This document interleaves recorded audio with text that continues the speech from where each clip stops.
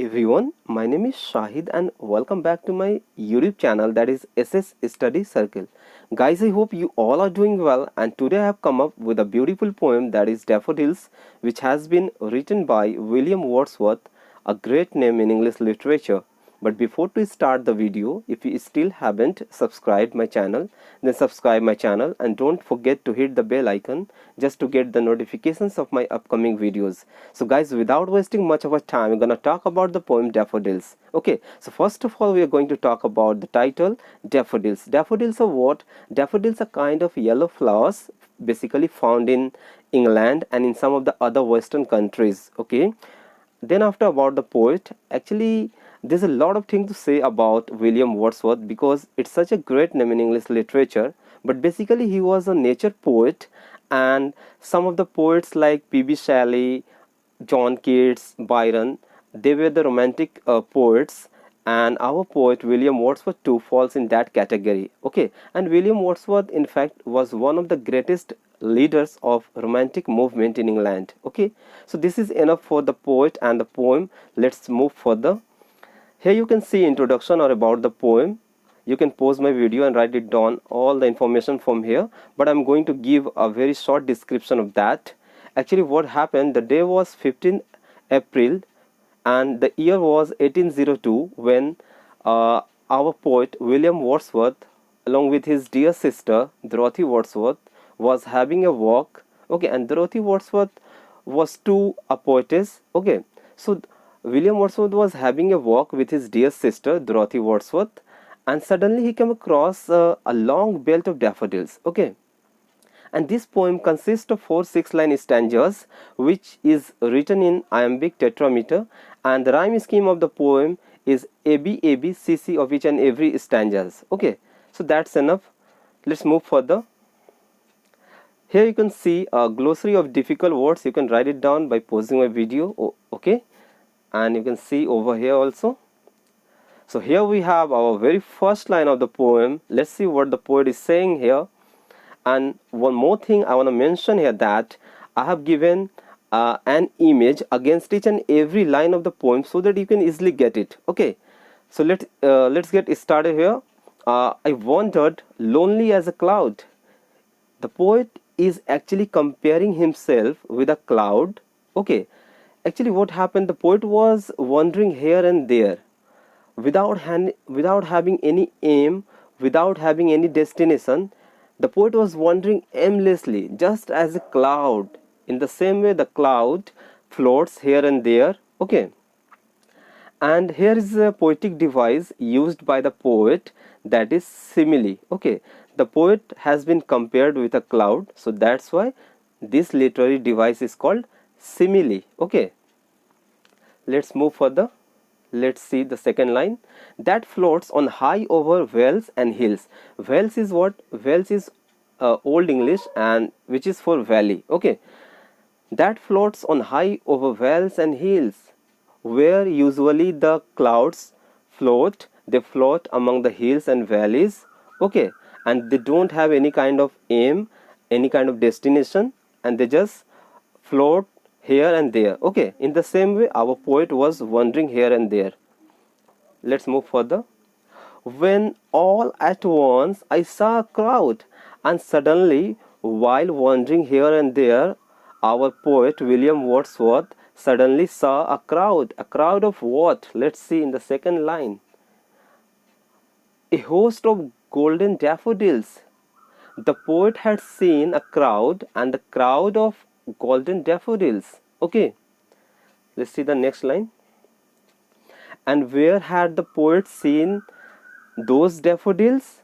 Beside the lake, beneath the trees. The poet had seen those daffodils just beside the lake and beneath the trees. You can see in the image. Okay, let's move further. Fluttering and dancing in the breeze. Those daffodils were fluttering and dancing in the breeze and flapping in the air. Actually, there is another poetic device used by the poet, okay, which is personification. Personification is what? When we give human qualities or living qualities to a non-living thing, it is called personification. And here in this poem, in this line, the daffodils have been personified as they are dancing and they are tossing their heads and fluttering, flapping in the air. In the next line you can see, continuous as the stars that shine. They are continuous. They are continuously shining and tossing and fluttering and dancing. Okay, just like the stars, as the stars in the sky shine, and they are also numerous in number. Let's see the next line. And twinkle on the Milky Way. Just like the stars in the sky, they twinkle on the Milky Way. Milky Way is what? Milky Way is our galaxy in which our planet Earth lies. Okay, and galaxy is what? Galaxy is a group of stars. Okay, so just like the stars, they shine on the Milky Way. In the same way, the daffodils are numerous in number and they are continuously fluttering, dancing, flapping in the air. Okay, let's move further. They stressed in never ending line. And the poet is saying, and you can also see in the image, the poet is saying, how far I could see only daffodils in a never ending line.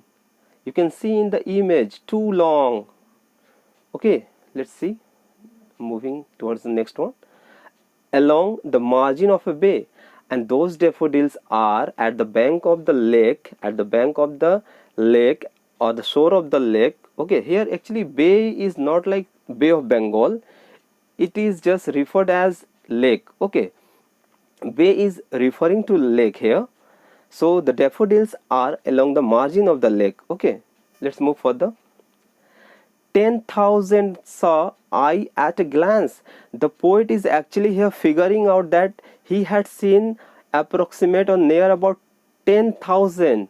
So actually the poet is figuring out here 10,000, but he had not counted all the daffodils. So there is also a poetic device has been used, which is called hyperbole.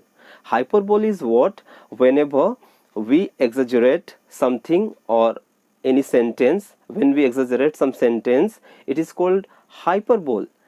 Just like, as for example, I am giving you, just like our parents, when we do wrong things again and again, our parents, what they used to say, they scold us by saying that I have told you many times, I have told you 1,000 times, and you are doing the same thing again and again. So this is called hyperbole. Okay, let's move further.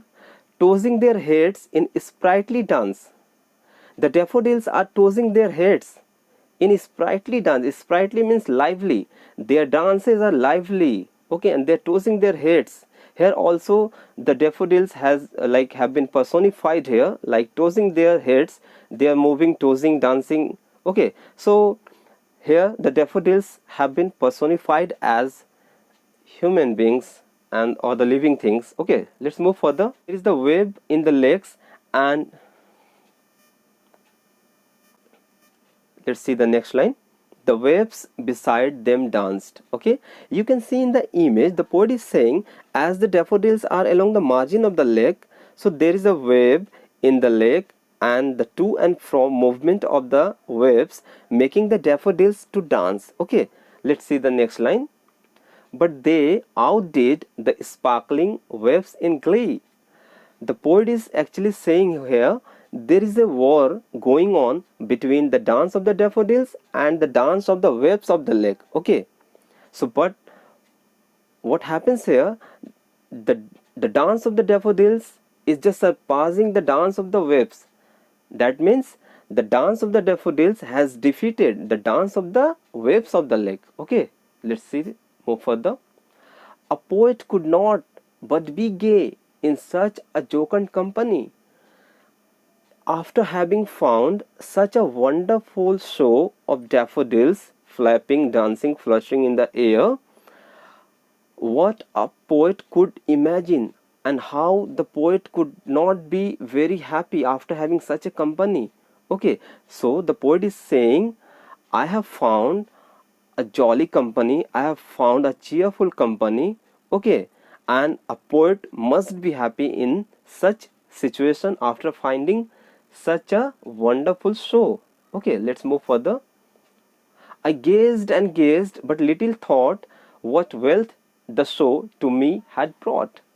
The poet is saying, I just gazed and gazed. I just kept on staring, and I didn't think anything else. Why? Because I was too busy to watch the dance of the daffodils, to watch the show, and I could not imagine that how valuable this show is going to be in my future. Okay, let's move further.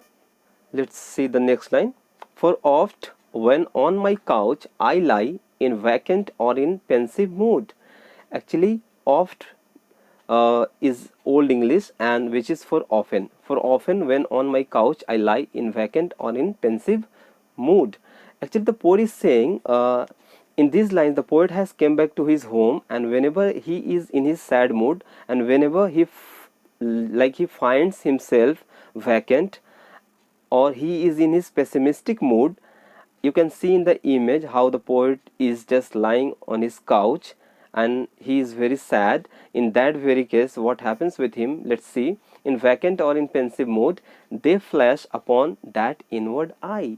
In such a situation of pensive mood, the poet could imagine that very show of daffodils in his imagination, in his inward eyes. Okay, inward eyes means imagination. Okay, let's see. Which is the bliss of solitude. And that very show of daffodils in his pensive mood, and whenever he feels sadness, that very show of daffodils is going to be the reason of happiness of his solitude. Okay, let's move further. And then my heart with pleasure fills and dances with the daffodils.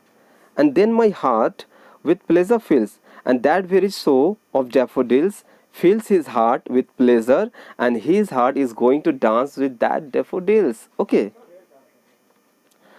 so I hope you have liked the video, and if you have liked the video, then just like